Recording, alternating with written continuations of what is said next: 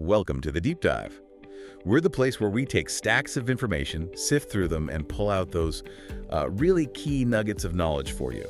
And today, we're tackling leadership. Yeah, leadership, a word we hear all the time, right? We often picture, someone out front, maybe on a stage. That kind of external figure, yeah, inspiring the crowds. Exactly. But what if that image, that popular idea, isn't just incomplete? What if it's actually a bit misleading? That's interesting. Because the real core of great leadership, maybe it's not about how you manage or influence other people, Right. but really deeply about how you influence yourself. It makes you ask, can you really lead anyone else effectively if you haven't first figured out how to lead from within?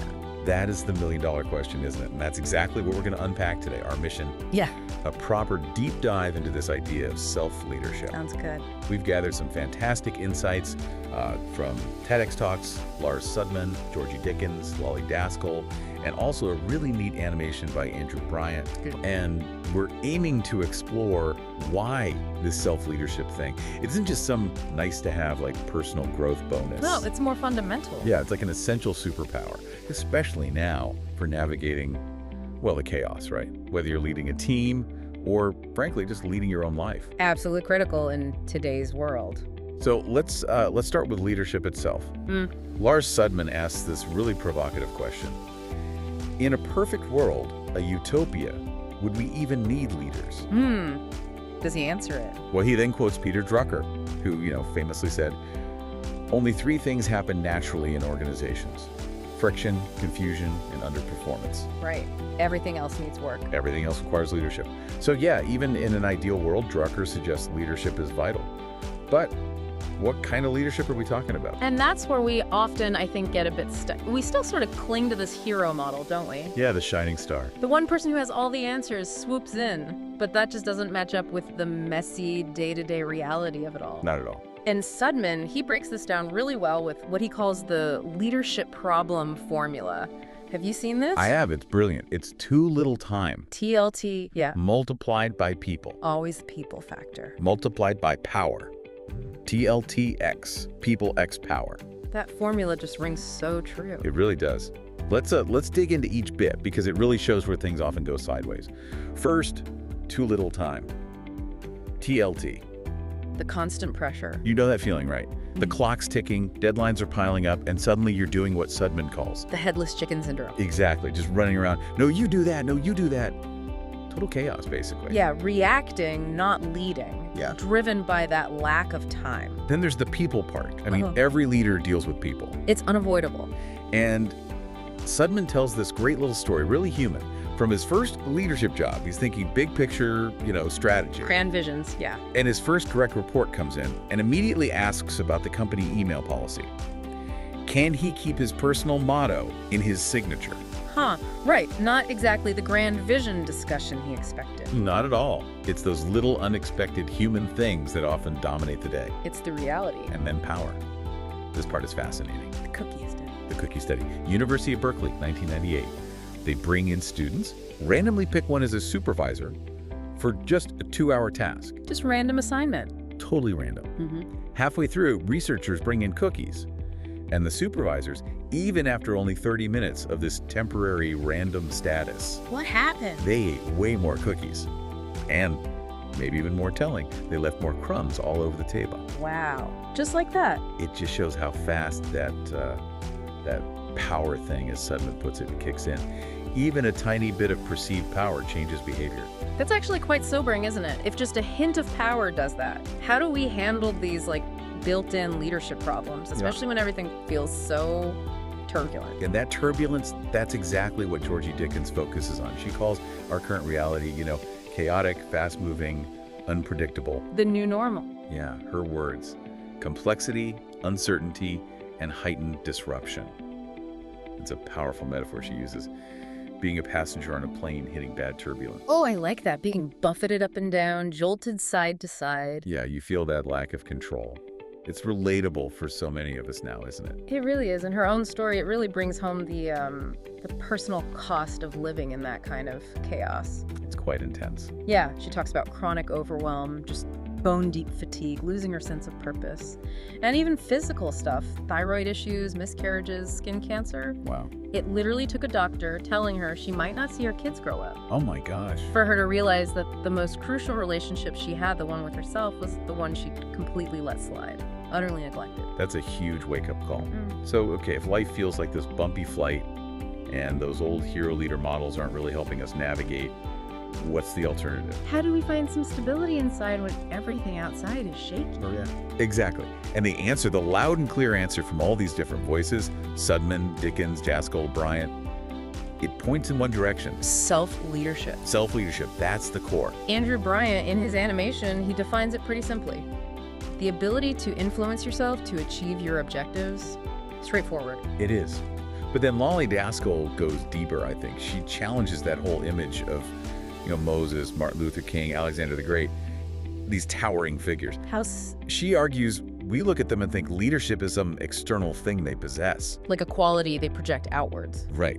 But she says, no, it's always been and always will be an internal quality first. Yeah. You just can't lead others well if you aren't leading yourself from within. You can't pour from an empty cup, essentially. Pretty much. Yeah. And that Alexander the Great example she uses is so striking. The water in the desert. Yes. His troops are dying of thirst. Someone finds a tiny bit of water in a helmet, offers it to him, the leader. The ultimate test. And what does he do? He holds it up so everyone sees it and then pours it onto the sand. Wow. Why? Because he understood. Great leaders aren't great because they have power or hoard resources. They're great because they empower others. And for him, that started with conquering his own basic primal instinct to drink. That's real internal discipline, not just external showmanship. Exactly. It wasn't about being a hero, it was about inner strength. Which leads right into Lolly Daskell's, maybe her most important question for anyone trying to lead or just live meaningfully. Not the how or what. No, not how, what, or even why, but WHO. Who are you? Yeah. Who are you, really, at your core? What do you stand for? What are you willing to sacrifice? Not just things, but comfort, ego. Developing that inner architecture, she calls it, or a core inner compass. Exactly. Finding your values. It's critical. Like Martin Luther King said, you don't need a fancy degree to serve. All you need is a heart full of grace and a soul generated by love. It's about that inner foundation, isn't it? Absolutely. So, okay, if self-leadership is this crucial, this foundational, the big question is, how do we actually do it? How do we build it? Right, the practicalities. Thankfully, our experts offer some really concrete strategies. It's not just theory. Good. Where do we start? It really begins with self-awareness, and that's more than just, listing strengths and weaknesses.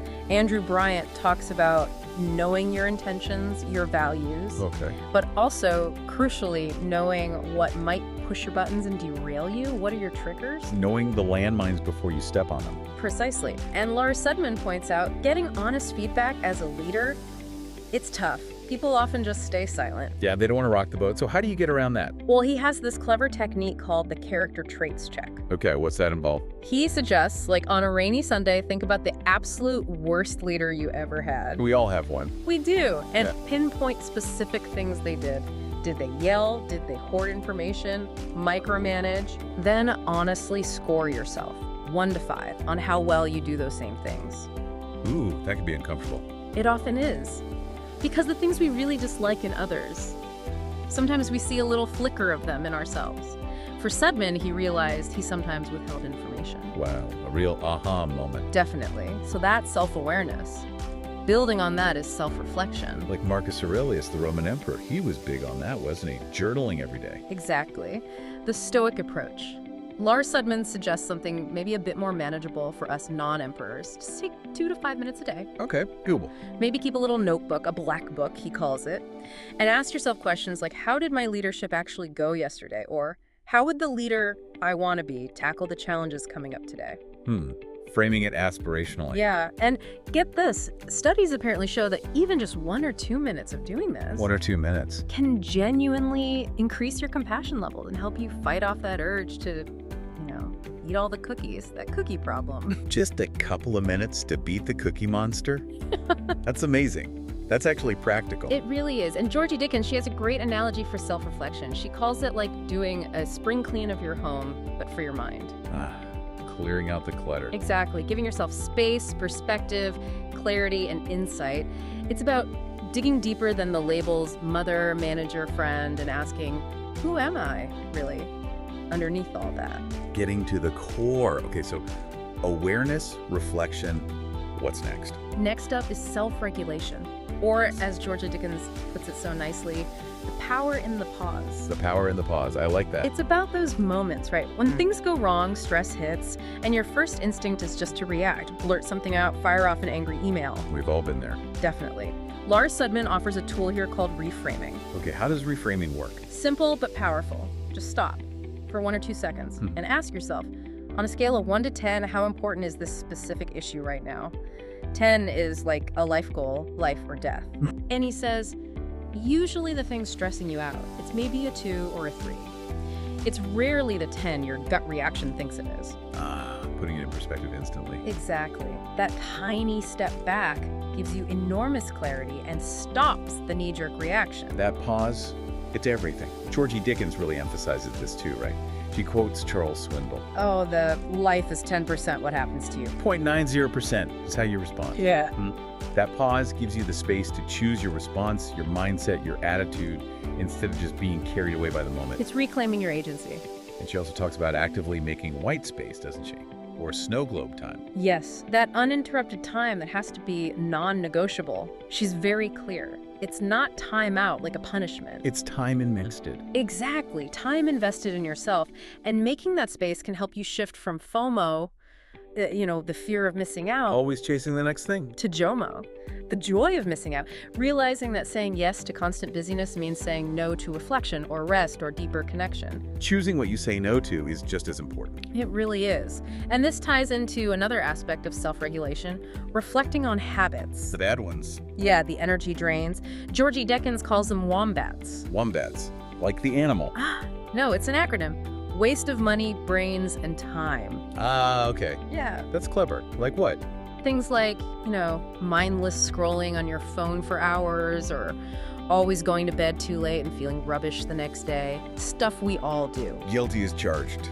Identifying those wombats, those energy sucks, is a huge part of self-regulation, taking back control.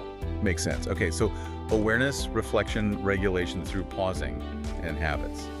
Anything else in the toolkit? One more crucial piece, highlighted by Georgie Dickens, having a trusted circle. Your people. Exactly. Life, especially if you're in any kind of leadership role, can feel really lonely sometimes. Definitely. So intentionally building and nurturing a power posse, she calls it, or maybe think of it as your personal internal board of directors. People you really trust. Implicitly. People who can be straight with you, who can be a sounding board, will champion you, but also challenge you when you need it. The truth tellers. Yes. Having that safe space to vent, to process, to let off steam without judgment, it's vital for maintaining your own internal balance. It's external support for internal growth. That's a great point. External support for internal growth. And Andrew Bryant kind of sums up the benefits of all these practices: the awareness, the reflection, the regulation, the support seeking. What's the payoff? He says it builds real self-confidence and self-efficacy, that core belief deep down that whatever life throws at you, we can handle it. You can handle it. You've got the internal resources. Yeah. And that belief is what frees you up to be more creative, more innovative, less afraid to try things. Because you're not operating from a place of fear or reaction. Exactly. You're operating from a place of inner strength. So wrapping this all up, this deep dive into self-leadership, what does it really mean for you listening right now? Well, I think we've uncovered something quite profound, haven't we? Maybe even a bit counterintuitive. Which is? That the most important, the most fundamental relationship you will ever have is the one with yourself. Everything flows from that. It seems so.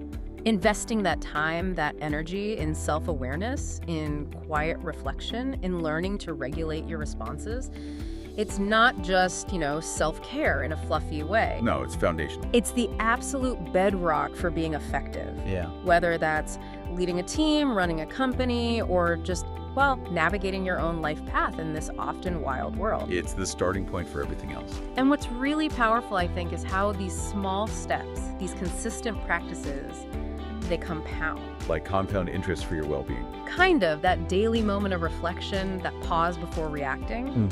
They seem small, but they build over time into really significant shifts. They create this ripple of impact. A ripple that goes beyond just you. But absolutely, it affects how you show up, how you interact, how you lead. It impacts everyone around you. So the big takeaway, the provocative thought we want to leave you with. Yeah.